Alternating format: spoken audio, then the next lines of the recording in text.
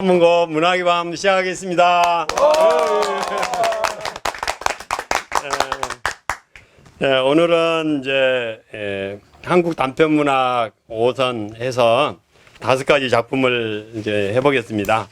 눈길, 동백꽃, 그다음에 사랑선인과 어머니, 그다음에 비사감과 러브레터, 소나기 이런 작품을 서로 얘기를 나눠보고요. 저는 되도록이면 이제 좀 적게 말하고 여러 사람이 이렇게 얘기 나눌 수 있는 그런 좋은 시간이 됐으면 좋겠습니다. 자, 먼저 눈길에 대한 작품을 이제 보겠는데요. 이청준 이분은 이제 고향이 전라남도 장흥입니다. 근데 장흥을 또 강조를 하냐면요. 이 작품이 이청준 고향 장흥을 무대로 했는데 그거가 좀 중요해요. 그래서 이제 그걸 얘기를 했습니다.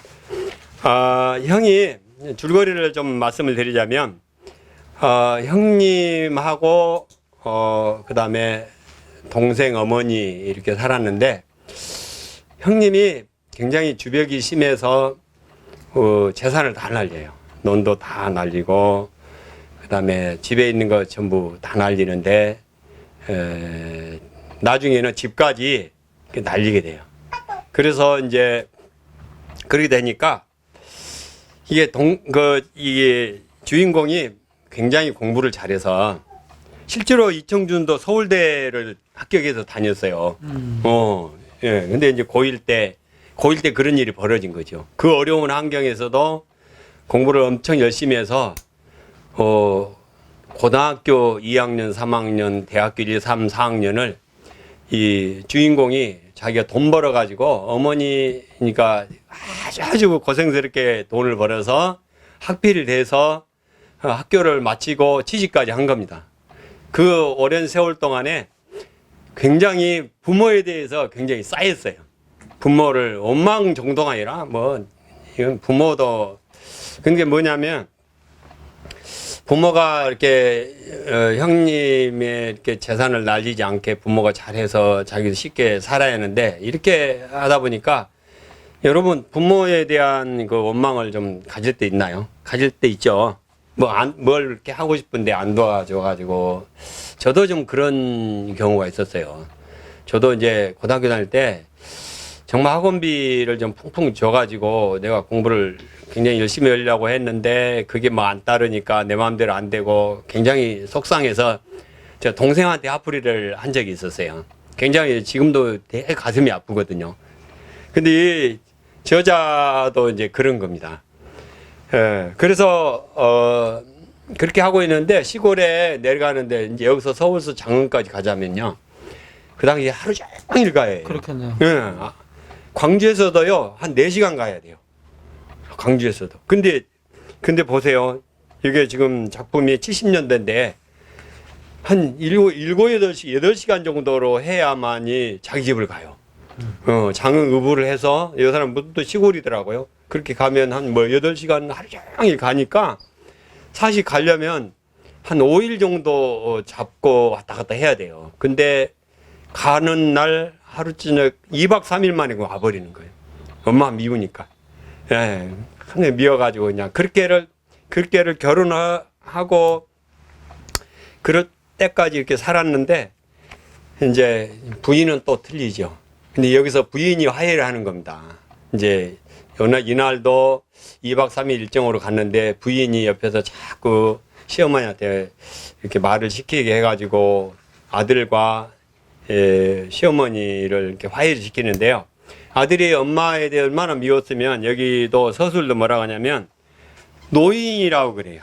노인이라고 비하로 계속 나와요. 이제 읽어보신 분은 눈길이 자꾸 그 노인네는 노인은 이렇게 엄마랑 어머니랑 안 하고요.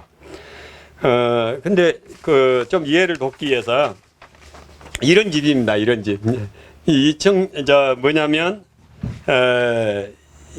옥한 겹집이라고 하는데요. 실제로 이건 6칸이잖아요. 하나, 둘, 셋, 넷, 다섯, 6칸인데 이 방을 한꺼번에 뭉쳐가지고 한 칸을 하든지 부엌을 빼고 하나, 둘, 셋, 넷, 다섯 이렇게 되는데 이게 이제 남쪽 지방의 주거 실태예요. 좀 양반집이나 좀 자세한 집은 다 이렇게 집을 짓고 기와를 넣고 해요.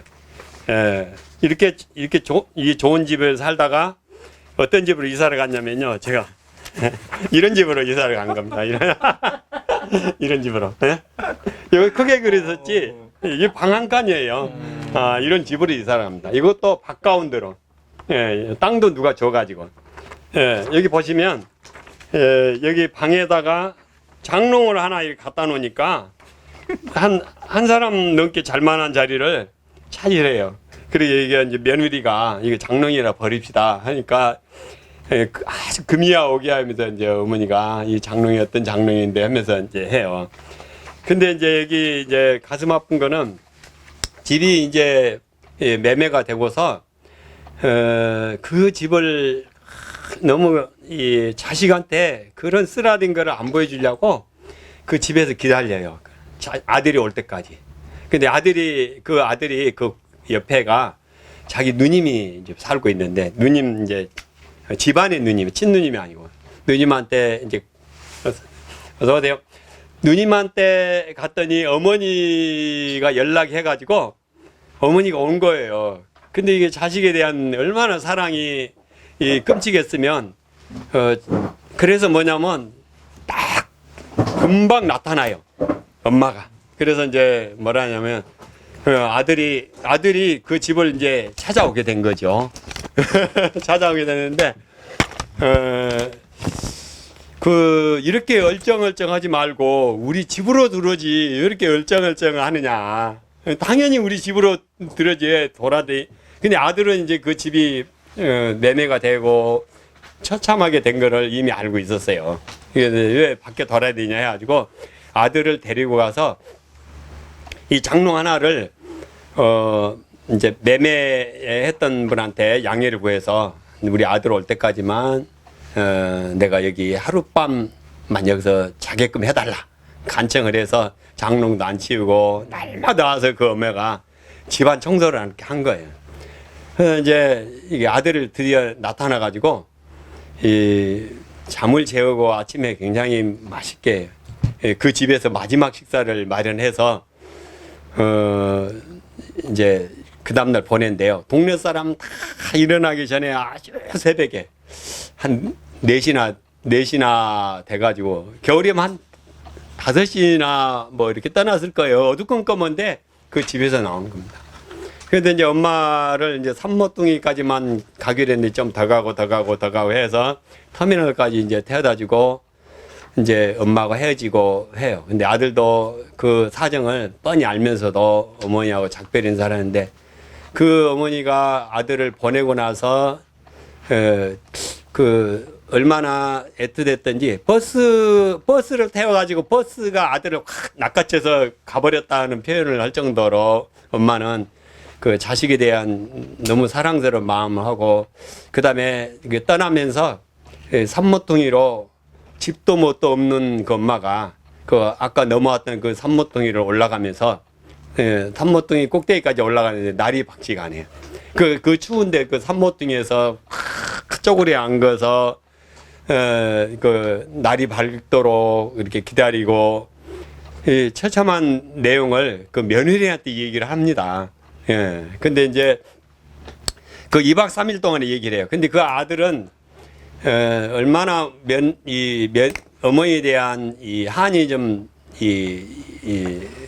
그 서운한 마음이 있던지 빚이 없다고 나는 어머니한테 아무 빚이 없다 계속 되뇌요.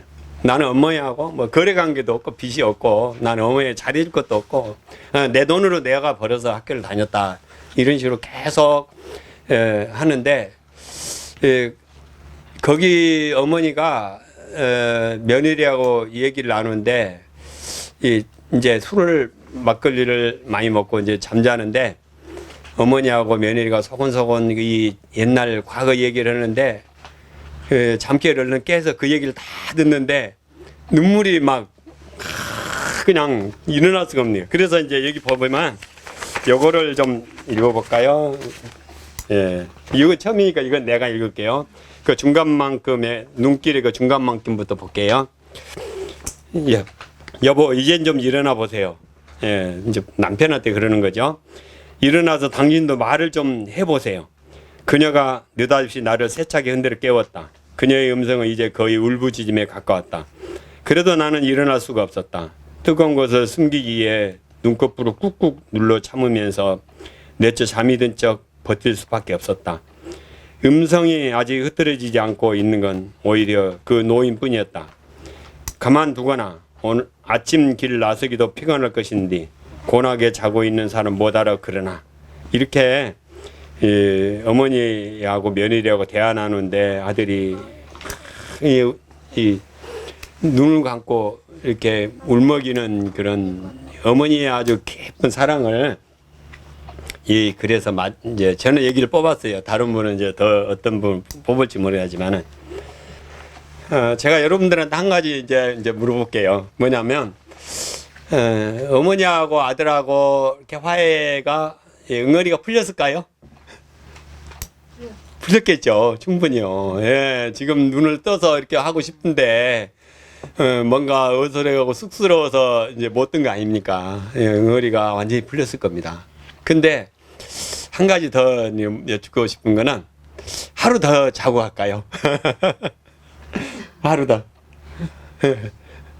어떻게 하루 더 자고 갈 것 같죠? 왜냐하면 그 소설 속에서는 어머니가 미워서 겨우 이렇게 하고 갔단 말이에요. 당연히 하루든 이틀이든 더 자고 갈 것 같습니다. 제가 볼 때는. 그래서 이 작품은 1977년도에 썼던 작품이고요.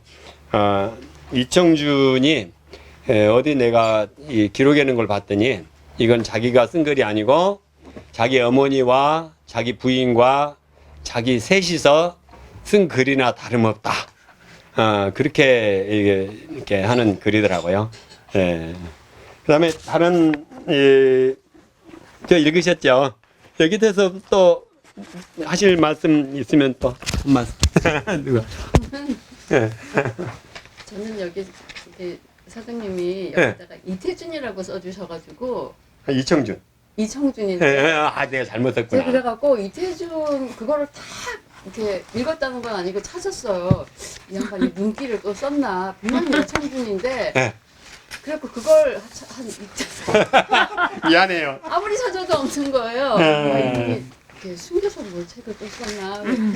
그래갖고 좀 전까지 이제 했는데 정말 다른 거는 다 남녀 간의 사랑 이야기인데 이거는 정말 그 누구나 다 느끼듯이 부모하고 자식은 사랑하면서도 그 애증 관계죠.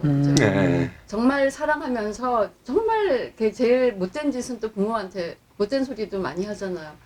이 사람도 그렇고 물론 이제 부모가 자기한테 형 때문이기는 하지만 못해야 할 자기 도리를 못했다는 뭐 그런 여러 가지 이유로 저도 이걸 읽으면서 그 마음은 아닌데 부모한테 예쁘지 않게 했던 막 그런 마음들이 너무나 그 통탄이 되고 저는 그래서 그 눈길을 가면서 이 자서가 했던 제가 좀 전까지 읽고 와서 좀 생생한데 그 마음 부모는 그런 마음인데 자식은 끝까지 나는 부모한테 엄마한테 빚이 없다 그러면서 막 자기 혼자서 쭈글쭈글 쌓고 있다가 그 아내 때문에 그 뚝이 그냥 왕창 무너지는 그렇죠. 그래서 그 부모의 그 내리사랑과 자식의 치사랑은 좀 없는 것 같아요. 그죠? 그 어머니가 굉장히 그 정말 절제되고 자기 잘못을 굉장히 부끄럽게 생각하고 이런 내용이 막 흠뻑 들어있더라고요. 그래서 일을 뭐 해 박아야 하는데 아이고 이제 뭐 내가 얼마나 산다고 그러고 모든 것을 다 일도 못하고 변비 치질도 못 고치시고 안 고치시고 그렇게 죄책감에 이제 시달려서 이렇게 했는데 사실 그때 어려운 때 우리 그때 당시에 태어났던 우리 세대들은 부모에 대한 서운한 감정이 다들 있을 수 있을 거예요. 근데 그래도 굉장히 가슴이 와닿아요. 그 이 작품 여기까지만 하고요.